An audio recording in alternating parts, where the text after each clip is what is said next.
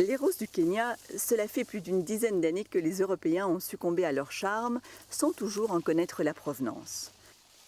Ce secteur est souvent aux mains des multinationales, à quelques exceptions près. C'est à l'âge de la retraite que ce Kenyan s'est lancé dans le commerce des roses. Et cela fait 12 ans qu'il arpente ses 18 hectares de culture sous serre. Il n'y a pas de secret. C'est d'abord une histoire de bon management. Et le bon management commence avec ses employés. Considérer ses employés, leurs besoins ainsi que ceux de leur famille. Sous l'équateur, les conditions sont idéales. Les températures y sont douces toute l'année. Dès lors, pas besoin d'énergie pour chauffer les serres, un énorme avantage par rapport à l'Europe.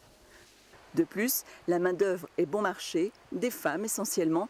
Victoria travaille 6 jours sur 7 et gagne une petite centaine de francs suisses par mois. Notre salaire est très faible, tout à fait insuffisant quand on a des enfants. Et les loyers sont très chers. Non, ce n'est vraiment pas assez. Un argument que la direction n'entend pas de cette oreille.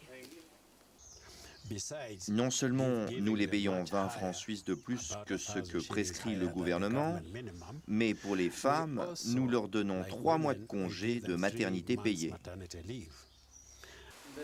Il est vrai que dans cette ferme, les ouvriers ont accès à des soins médicaux gratuits, qu'il existe une indemnité de logement et le projet d'une crèche. Résultat, les tenues de protection sont de rigueur et les pesticides correspondent aux normes prescrites par l'OMS. Quant à l'eau utilisée pour l'irrigation, une bonne partie vient du ciel, canalisée dans ces gouttières, puis recueillie dans ces 4 grands réservoirs. Ces normes de production jugées écolo-compatibles sont un sérieux atout lorsqu'il s'agit de s'attaquer au marché européen.